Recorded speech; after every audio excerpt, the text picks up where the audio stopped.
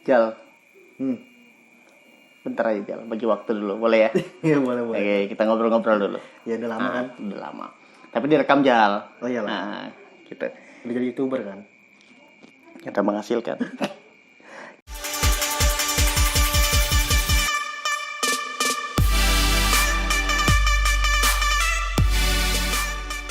Jadi gini Jal, karena aku lihat kamu tuh tampaknya terlalu fokus sama kerjaan lo. Iya.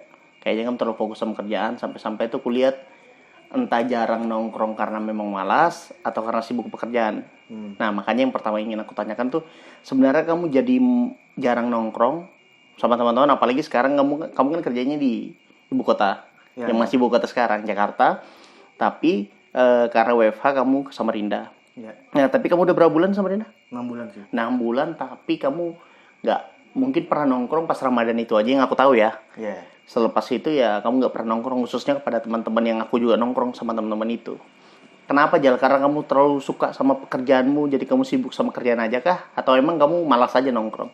Kayaknya sih karena kebiasaan sih. Pernah nggak suka makanan nih, tapi gara-gara biasa makan itu jadi suka. Oke. Nah kurang lebih gitu sih. Awal aku juga nggak suka juga tuh habis kerja Senin sampai Jumat terus di rumah Sabtu Minggu. Tapi lama-lama asik juga sih sebenarnya kayak udah apalagi karena WFH kan. Iya. Dan pandemi gini jadi kayak mau nggak mau kita ya udahlah buat menjaga kesehatan kita juga, keluarga di rumah, jadi mending di rumah aja sih. Tapi kalau tongkrongan sendiri asik nggak? Masih asik-asik aja sih. Asik-asik aja. Jadi nggak ada alasan karena malas nongkrong gitu aja ya? Enggak. Tapi kamu juga memang setelah kerja kulihat kayak malas juga kan ketemu intens sama orang. Apalagi dengan keadaan sekarang. Iya. Nah, itu sih yang aku ngeliat juga dari kamu. Oke, berarti kan kamu bisa kuklasifikasikan kayak orang yang cinta sama pekerjaannya ya? Iya. Boleh nggak? Nah, Boleh. gimana tanggapanmu sama kamu menilai orang yang cinta sama pekerjaannya sama seperti kamu? Gimana tanggapanmu, Boy? Ya bagus-bagus aja sih sebenarnya. Cuman kan ya sebagaimana cinta ke hal yang lain ya. Baik cinta ke pasangan, cinta makanan kan ya ada porsinya juga lah. Jangan sampai terlalu berlebih, apalagi kalau udah WFH gini kan ada keluarga di rumah. Bisa bagi waktu juga, kalau lagi kerja ya kerja, kalau udah nggak ada kerjaan ya nggak ada salahnya buat bagi waktu sama keluarga, teman-teman terdekat. Batasannya itu apa jadi? Kan Biasanya pada sih, porsinya kamu bilang, jadi ada iya, batasan. paling dari workout kerjanya sih, kalau emang lagi low terus udah emang hari libur ya nggak ada salahnya buat bagi waktu sama keluarga. Tapi kalau emang lagi ada katakanlah ada deadline atau emang lagi pengen eksplor aja ya udah ambil waktu meskipun itu hari libur ya. Kadang-kadang soalnya aku gitu sih. Oke. Libur nggak libur, kalau emang lagi pengen eksplor ya eksplor. Jadi sesuaikan dengan mood juga dan emang workout di kerjaannya kayak gimana. Nah, gini, kan aku termasuk yang kita berdua termasuk orang yang mengikuti Panji ya. Oh, iya. Nah, sekarang kan dia perusahaannya lah lebih tepatnya itu buat ini Jal, mau buat acara tentang Office Zombie. Oh iya. Nah, paham kan intinya orang yang datang pagi hari dengan keadaan lesu, pucat, terus dia kerja pengen cepat pulang. Iya, Terus kayaknya bawaannya pengen lihat jam aja. Aduh, jam berapa ini? Lama kan masih sore atau segala macam. Nah, tanggapanmu gimana terhadap Office Zombie ini? Orang-orang yang berperilakuan seperti zombie di tempat pekerjaan itu gimana? Awalnya dulu aku berpikir ini orang kok gini amat ya kerja ya. Kok bisa gitu hidup bangun pagi terus udah Sabtu Minggu akhirnya lupain kerjaan, atau mungkin habis sore selesai di kerja dia ngeluh-ngeluh atau ngomong soal kerjaannya atau bosnya. Tapi setelah berada di posisi itu kayaknya mereka wajar sih gitu. Ya maksudnya ya nggak ada salah juga kalau jadi zombie, tapi ya mungkin harus sadar dengan resiko yang ditanggung sih. Kayak mau kerja dengan kayak gitu ya nggak apa-apa. Tapi mungkin bisa aja efeknya kan ke kesehatan mental. Oh iya, benar. Atau mungkin Stres bisa ya? aja sampai stres. Benar. Soalnya aku dulu juga pernah turun berat badan tuh gara-gara kerjaan. Yang nggak sesuai. Iya, karena kayak kepikiran kan, jadi nggak nafsu makan gitu-gitu. Emang apa kriteria pekerjaan yang buat kamu bisa sesuai menurut kamu? Ya susahnya tuh yang kita nikmatin gitu. Oke. Karena kan namanya kerjaan kan nggak mungkin semuanya gampang kan. Pasti ada susahnya lah. Iya. Sekalipun itu kita suka gitu kan. Iya. Tapi kalau kamu nikmatin itu pas lagi susah, nah itu mungkin ya, itu kan tepat lah buat kamu, karena kan mau kerja apapun, itu mau kerjanya gampang, cuma jadi hitung-hitungan. Tapi kalau emang kamu nggak enjoy pada saat lagi susah, itu tuh kayaknya waktunya buat cari kerjaan yang lain sih. Kalau kata Panji itu bekerjalah yang mana lelahnya saja buat kamu bahagia. Pekerjaan itu. Kalau sekarang gimana man kerjaan man? Ya balik dong. Lelahnya buat aku banyak belajar. Bukan bahagia tapi ya. Belum bisa bahagia, bisa enggak. Maksudnya ada momen lah pasti bahagia juga, tapi meskipun lebih kepada banyak momen untuk belajar sih, kesempatan untuk belajar. Karena aku juga kan kerja nggak di instansi kayak misalkan PNS atau kantor segala macam, kantor resmi ya. Tapi aku bekerja untuk pelang praktik sendiri, itu praktik mandiri perawat. Karena aku basicnya perawat. Oke, nah gini boy, kan ada orang nih yang dia bekerja, gaji nggak seberapa, tapi effortnya tuh jor-joran. Ya kan, ada dua karakter nih, orang yang loyalitas banget terhadap sebuah perusahaan, jadi dia berikan apapun kepada perusahaannya meskipun sebenarnya nggak sesuai dari segi uang yang dia dapatkan. Nah, kamu lebih cenderung orang yang mana nih, atau orang yang biasa-biasa aja, ya pekerjaan disesuaikan dengan gaji yang dia dapat? Aku sih ya karena ini hubungan profesional lah, jadi ya bersikap dan kerja ini aja sih, sesuai workoutnya aja. Tapi ada kalanya emang ya kita butuh nge-push lagi gitu, kayak nggak ada salah juga kayak pengen inisiatif, pengen ngerjain ini gitu. Oke. Tapi ya perlu dipertimbangkan juga mungkin kesehatan juga kan, karena kan nggak sedikit gitu orang-orang yang kena kecapean gara-gara dia pengen nge-push dirinya sendiri ketika di kerjaan. Padahal sebenarnya kalaupun dia nggak nge-push juga nggak ada masalah. Jadi orang-orang kan salah kaprah kayak kita kerja ini harus nggak apa-apa lah gaji 5 juta tapi kerja 20 juta. Nah, itu perlu dipertimbangkan juga sih aspek-aspek yang lain, kesehatan gitu. Ya karena kan ada beberapa orang yang mungkin emang rajin kan, dalam artian ya dia kerja emang nggak apa-apa lah gitulah, bukan buat menjilat kan, tapi cinta pekerjaannya. Gimana tuh? Tapi kadang-kadang ya jangan sampai itu meras energi aja sih. Karena kan perusahaan juga bisa mengganti kamu dengan secepatnya gitu. Ya tanpa bermaksud jahat sama karyawannya kan, karena kan perusahaan juga mesti jalan kan. Nah, mungkin mereka sedih karena satu karyawan lagi sakit atau udah meninggal. Misalnya dia meninggal gara-gara jelek-jeleknya ya, karena kecapean kerja 12 jam sehari. Bisa aja kan, jadi ya perusahaan juga harus jalan, jadi mau nggak mau mereka ganti orang. Jadi ya profesional aja gitu. Nah itu kan di orang yang effort yang diberikan dengan gaji kan, kesesuaian gitu loh. Nah kalau misalkan yang pertanyaannya aku ubah nih, gimana orang yang bekerja money oriented, jadi orientasinya sama uang aja, jadi nggak ada loyal sama perusahaan, gimana tanggapanmu? Banyak sih orang-orang gitu ya, kayak kalau kerjaan sebutnya apa sih ya, itu loncat ya kalau salah. Ya bisa juga. Habis dari satu perusahaan ke lain karena dia lihat ini. Money oriented ya. Ya itu sebenarnya kan background orang beda-beda gitu. Dia mungkin kita ngeliatnya nih orang kok kerja gara-gara uang ya, mungkin dia harus ngebiayain keluarga yang lain. Mungkin dia harus bayar utang pinjaman online kan misalnya kan, apalagi zaman sekarang kan banyak yang kelihatan kaya tapi banyak utang gitu. Banyak yang kaya, banyak yang terlihat kaya. Ngapain dia pengen nikah, butuh DP buat sewa gedung, ya kan? Tapi menurutku kebanyakan malah memang pengen dilihat sih, berusaha untuk dilihat lebih. Padahal ya nggak sadar diri, maksudnya dengan keadaannya. Kalau kamu sendiri, rencanamu ke depan nih, ada nggak kamu kayak punya target-target khusus yang kamu ingin lakukan, kayak entah buat gebrakan, kayak inovasi, khususnya dalam bidang pekerjaanmu di IT ya, yang sampai uang, istilahnya uang itu yang ngebayar jasamu, bukan lagi kamu bekerja untuk mendapatkan uang. Ada sih pasti, apalagi kalau di dunia itu kayaknya banyak banget pintu-pintu yang terbuka. Kalau di mana tadi? Di dunia IT ya. Oh, dunia IT. Maksudnya banyak pintu-pintu terbuka buat cari pemasukan lain selain kerjaan kan. Kayak misalnya katakanlah bikin blog. Ya tulis aja gitu apa pendapatmu tentang teknologi ini. Oke. Terus juga freelance kan, kerjain project-project di luar dari kerjaan. Jadi kita mungkin bisa ngerjain project dari temen, misalnya pengen bikin aplikasi atau web apa.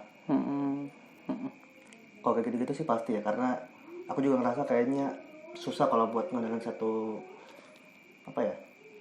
pemasukan aja dari kerjaan gitu. Harus cari yang lain juga, karena ya makin sini makin banyak yang pengen dibutuhin kan. Benar. Makin banyak tanggungan ya. Tanggung jawab lebih tepatnya. Sebenarnya kalau aku tentang pekerjaan sih sebenarnya pertanyaan-pertanyaan yang aku rasakan itu ya itu aja. Tapi sekarang kerjaan WFO ya? Iya. Kira-kira ada nggak kerjaan yang kamu pengen, misalnya kalau disuruh pilih WFA pengen jadi apa? Kan kalau perawat kan nggak mungkin kan WFA kan, misalnya lagi video call, yang mbak itu buka lukanya kan, nanti orangnya salah-salah kan. Benar. Tapi sebenarnya ada juga Jal, dalam perawat itu sebuah himpunan, namanya himpunan perawat manajer. Nah jadi sebenarnya memang ada juga perawat yang akan jadi manajer, dalam artian dia benar-benar cuman memakai otaknya untuk bagaimana menjalani sistematis pelayanan. Jadi ya istilahnya orang kantoran lah. Itu banyak juga Jal. Nah atau seperti ini, atau kita sering sebut tuh nursepreneurship, perawat. Nah jadi kan sebenarnya praktik mandiri tempatku bekerja ini kan sebenarnya kayak nursepreneurship. Jadi seorang nurse yang berentrpreneurship gitu. Nah jadi kalau dibilang bisa WFH seharusnya bisa ya. Apalagi kalau misalkan kita udah di tahap misalkan memiliki praktik mandiri sendiri, kita mempekerjakan orang lain, ya kan? Seharusnya bisa dong. Misalkan kita lagi ada panggilan, misalkan udah jadi dosen tamu ngajar di luar, ya kita cukup setelah mereka rawat pasien, kita rapat bareng. Karena kan ada dokumen-dokumen yang harus diisi, kayak misalkan gimana perkembangan pasiennya, keadaannya, ya udah tinggal dilampirkan aja, baru kita secara online. Karena kemarin sempat salah satunya waktu kemarin ada beberapa calon pegawai kami yang ingin masuk di klinikku ya, praktik mandiri NCI, itu kebetulan kita interviewnya juga secara online. Pas lagi tinggi-tingginya boy, jadi secara online. Baru aku juga kemarin kan sempat COVID tuh. Nah sempat COVID karena aku juga di bagian distribusi penjualan marketing, jadi bisa dibilang kan walaupun aku ada sakit kan yang aku pakai bekerja lebih kepada otak dan ide-ide, inovasi. Nah makanya aku belajar tentang segmentasi pasar dan segala macam. Nah di situ juga aku bisa kerja dari sini. Nah beda kalau teman-teman yang memang di bagian pelayanan, karena aku udah nggak megang di pelayanan tuh. Nah kalau di bagian pelayanan kan harus ketemu dengan pasien. Karena WFO. Kalau aku bisa dengan kondisinya sekarang, cuma dengan catatannya di saat misalkan ada penjualan, packing barang, itu kan harus ada orang, karena harus di packing kan. Seperti itu. Ini jadi sekian curhat ya buat kebosan tadi ya. Enggak lah. Kebetulan ya bukan curhat. Ya emang realnya gitu. Bisa harusnya ya. Bisa seharusnya ya? Bisa banget. Bisa banget. Ini bisa banget ya. Bisa. Mantap. Jadi kan enak kita bisa sama-sama WFA kan. Kalau perlu kita tukaran meeting nanti. Kamu meeting di kantorku, aku meeting di kantormu. Boleh itu menarik. Tapi kan meetingnya kan sekarang offline tempatku. Gimana ya? Aku tuh penasaran malah sama kemarin tuh Tama, aku temenin tuh. Teman kita ya Tama, itu nemenin untuk beli baju tes CPNS. Nah, kamu sendiri Jal. Lagi banyak ya pembukaan. Kamu karakter yang pengen jadi entrepreneur ya? Wira swasta atau PNS Jal? Kalau PNS sih enggak. Kenapa ya, dari dulu emang enggak tertarik sih maksudnya. Belum ya? Kayaknya enggak. Kalau belum kan berarti ada kemungkinan. Iya. Kalau aku sih enggak bakal kayaknya. Nah, kalau aku sekarang berpikir mulai realistis. Kayaknya dulu aku emang kayaknya swasta aja deh. Gitu. Enggak tahu kenapa, tapi ya keluarga aku juga emang banyak yang jadi pengusaha kan. Jadi itu ada langsung juga beri gambar. Men-trigger aku lah buat men-trigger. Buat jadi pengusaha tapi di bidang yang memang aku kuasain dan aku suka gitu. Jadi kedepannya mungkin yang saat ini mungkin masih kerja di bawah perusahaan orang, mungkin harapanku sih kedepannya let's say 2-3 tahun ke depan mungkin udah bisa berdiri sendiri lah. Dengan cara aku sendiri gitu. Oke. Apalagi ya tentang Tapi pekerjaannya. gimana? Pengen juga jadi ini, bikin tadi tuh. Iya. Bikin sendiri. Ya memang nggak bisa dipungkiri. Salah satu maksudnya aku udah punya pengalaman, punya nama aku itu ada di Plang seperti praktek dokter gitu Jal. Itu dan ternyata bisa, dan emang bisa perawat karena ada undang-undangnya segala macam. Pengurusannya juga kemarin aku sempat terlibat lah, karena kebetulan aku pas masuk di situ 2 tahun setelah itu baru kita benar-benar ada Plang secara resmi ya, yang diakui oleh dinas kesehatan, dinas satu pintu maupun keperawatan itu. Nah, jadi aku kan bilang kayaknya ada kans deh untuk punya praktik mandiri sendiri. Tapi itu modalnya gede tuh. Nah, itu sebenarnya modalnya, kalau aku bilang sih modalnya mungkin bisa dibilang gede, bisa dibilang enggak ya. Karena kan kembali lagi mau kita buat seperti apa praktik mandiri kita ini. Tapi yang paling susah minimal ya 10 juta ke atas lah. 20 jutaan lah. Tahu kan ada yang nonton kan. Waduh. Pengen ini ya jadi apa namanya? Investor. Jadi investor bukan cuma di startup aja tapi di Benar. Tapi memang PR-nya juga Jal. Kalau misalkan contohnya aku balik kampung buka di Badak, tapi kan PR-nya juga seberapa dikenal aku di Badak, itu satu kan. Atau personal brandingku. Nah, sebenarnya itu sih lebih kepada kalau dibilang siap enggak siap, insya Allah siap. Cuman memang masih banyak yang harus lagi ku kejar. Salah satunya relasi itu. Kayak gitu. Soalnya kan enak kayaknya ya punya klinik sendiri ya. Iya kayaknya sih. Kalau sih lebih enak ya emang. Kayaknya lebih enaknya kalau aku lebih kepada bisa membuka lowongan pekerjaan buat orang lain sih. Kalau aku sih itu sih tujuanku. Maksudnya atau mungkin semua itu kelihatan lebih enak kalau dilihat dari jauh aja, tapi pas sudah ngelakuin kayaknya sih. Dulu pas jadi karyawan pengen jadi pengusaha deh, pas udah jadi pengusaha jadi pengen jadi karyawan aja deh. Benar ya. Mudahan kita nggak gitu ntar. Iya mudahan nggak gitu karena beban ya. Karena bisa ngelihat di teman sendiri juga sih. Kita bisa ngelihat di beberapa teman kita yang ya nggak jadi karyawan tapi jadi pengusaha. Tapi ada juga yang betul-betul dari bawah. Terus sampai tetap di bawah gitu. Enggak. Sampai bisa mempekerjakan orang lah. Bahkan teman sendiri pernah kerja sama dia. Salut sih aku semua orang-orang yang gitu. Maksudnya aku apapun pekerjaannya, apapun pilihannya, yaitu urusannya dia sih. Jadi nggak masalah ya mau jadi karyawan, nggak masalah. Menjadi pengusaha, menjadi pengangguran itu nggak masalah tuh. Kalau pengangguran aku nggak masalah ya, selama. Jadi aku setuju. Aku gini Jal, aku kemarin nonton, mungkin kamu udah aku rekomendasikan juga ya, yang video Panji ngomong tentang ya udah kalau dia memang lagi nganggur, ya udah biar aja dia nganggur. Sampai pada akhirnya kalau dibilang dia nggak berguna, ya udah sampai dia betul-betul sadar dia lagi perut misalnya kelaparan, terus dia bingung aku harus gimana, ya mau nggak mau dia harus gerak kan. Nah habis gerak dia jadi berpikir aku harus ngapain nih biar menghasilkan uang, biar aja dulu dia nikmati itu kayak gitu. Nah tapi kalau misalkan sudah nganggur bertahun-tahun, bahkan mungkin sudah lebih dari 5 tahun, kayaknya itu ada masalah deh di mentalnya mungkin.